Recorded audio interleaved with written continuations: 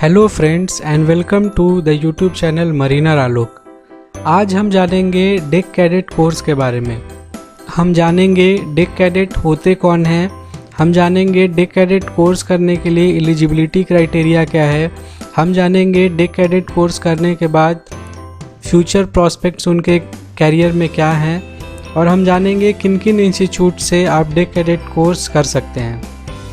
तो आगे बढ़ने से पहले हम जानें कि डेक कैडेट्स हम कहते किनको हैं। दरअसल deck cadet trainee navigational deck officers होते हैं, जिन्हें हम नॉटिकल अप्रेंटिस के नाम से भी बुला सकते हैं। डेक कैडेट्स किसी मर्चेंट शिप के डेक साइड के सबसे जूनियर ऑफिसर्स होते हैं, जो कि अपना ट्रेनिंग का समय शिप पे बिता रहे होते हैं।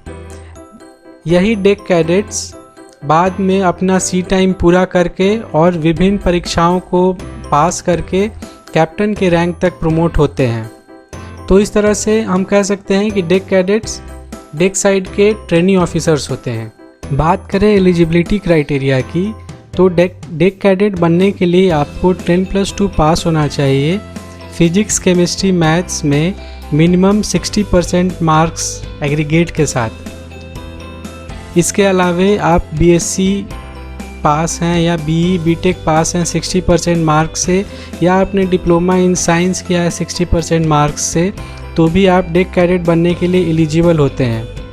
इसके अलावे एक बहुत ही इम्पॉर्टेंट क्राइटेरिया है, वो ये है कि चाहे तो 10+2 में या 10th में, चाहे 10+2 या 10th में आपके इंग्लिश के मार्क्स 50% से ज़्यादा होने चाहिए। बात करें एज क्राइटेरिया की, तो आपकी उम्र कम से कम 17 ईयर्स होनी चाहिए और आपकी उम्र 25 ईयर्स से ज़्यादा नहीं होनी चाहिए। इसके अलावे आपको मेडिकल फ़िटनेस के क्राइटेरियंस भी पूरे करने होते हैं, और मेडिकल क्राइटेरियन जो है वो डीजी शिपिंग के द्वारा जो रूल्स बनाए गए हैं उसके अनुसार होना चाहिए।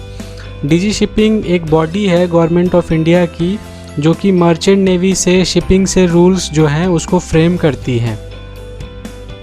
तो ये रही बात एलिजिबिलिटी क्राइटेरिया की। उसके बाद हम जानते हैं सिलेक्शन प्रोसीजर के बारे में। तो सिलेक्शन प्रोसीजर के लिए जो आपको कॉलेजेस दिए जाएंगे डेक कैडेट कोर्स के लिए, उसके लिए आपको IMU CET जो टेस्ट होता है उसको क्वालिफाई करना होगा। IMU का मतलब हुआ इंडियन मैरीटाइम यूनिवर्सिटी। इंडिया में जितने मर्चेंट नेवी के या शिपिंग के कॉलेजेस हैं उनको एक करके एक अम्ब्रेला के नीचे लाया गया है, और वो यूनिवर्सिटी जो है जिसके अंतर्गत सारे इंस्टीट्यूट्स आते हैं उसका नाम है IMU इंडियन मैरीटाइम यूनिवर्सिटी। तो IMU अपना CET कंडक्ट करती है, कॉमन एंट्रेंस टेस्ट, और ये जून और दिसंबर के महीने में हर साल ऑर्गेनाइज़ किया जाता है। और इसमें 200 क्वेश्चंस होते हैं जो कि physics, chemistry, maths, English, GK और रीजनिंग पे बेस्ड होते हैं।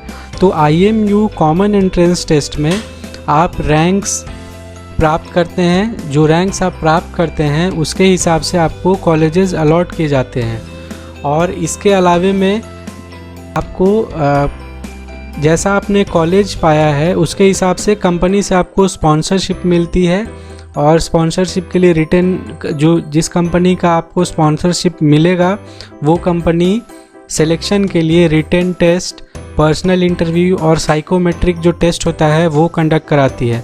साइकोमेट्रिक एक टेस्ट होता है जिसमें कॉमन जो एक तरह का मनोवैज्ञानिक जांच होता है, जिसमें डॉक्टर्स आपका जो साइको लेवल है, आप एलिजिबल हैं शिप पे काम करने के लिए या नहीं, वो चेक करते हैं। और IMU CET, उसके बाद कंपनी का स्पॉन्सरशिप टेस्ट, और इसके अलावे मेडिकल एग्जामिनेशन वही डीजी शिपिंग के डॉक्टर्स के द्वारा होता है। और ये तीनों आप क्वालिफाई कर लेते हैं, फिर आप अपने IMU का जो कॉलेज आपको अलॉट किया गया है रैंक के हिसाब से, उसमें आप एडमिशन पा लेते हैं। और उसके बाद आपको 1 साल का ये जो डेक कैडेट का कोर्स है जिसको DNS कहते हैं, diploma in nautical sciences course, वो आप करते हैं। और एक बार आप ये कोर्स कंप्लीट करके जब आप पास आउट होते हैं तो उसके बाद आपको 18 मंथ्स की सी सर्विस कंप्लीट करनी होती है। मतलब 18 मंथ्स आपको उस कंपनी के शिप पे सेल करना होता है जिस कंपनी ने आपको स्पॉन्सरशिप दिया है। ये 18 मंथ्स आपको 2 या 3 टुकड़े में करने होते हैं। ऐसा नहीं कि 18 मंथ्स आपको एक स्ट्रेच में करना होता है। ये चाहे तो आप 9 महीने का 2 कॉन्ट्रैक्ट कर सकते हैं या 6-6 महीने के 3 कॉन्ट्रैक्ट्स करके आप अपना 18 मंथ्स का, या कंपनी की जैसी पॉलिसी है वैसा ये 18 मंथ्स को डिस्ट्रीब्यूट कर लेंगे और उसके हिसाब से आपको सी टाइम पूरा करना होता है। और उसके बाद आप इंडिया या किसी और कंट्री में जाके आपको सेकेंड मेट के एग्ज़ाम्स देने होते हैं। तो सेकेंड मेट का एग्ज़ाम क्वालिफाई जब आप कर लेते हैं, उसके बाद पहले आप डेक कैडेट के रूप में आप ट्रेनी होते हैं।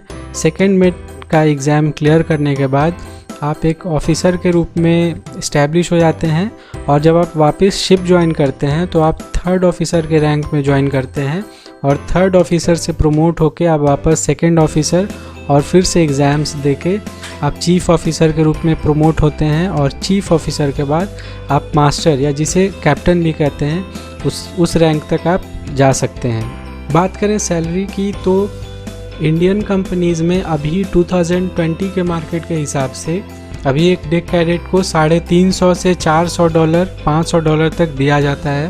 $350 कहने का मतलब हुआ अगर रुपए का 70 से 75 रुपए $1 का हिसाब लगाएं तो तकरीबन 25 से 30 हज़ार रुपये हो जाते हैं। तो डेक कैडेट के रूप में आपको एक इंडियन कंपनी में, एक एवरेज इंडियन कंपनी में आपको इतनी सैलरी दी जाती है।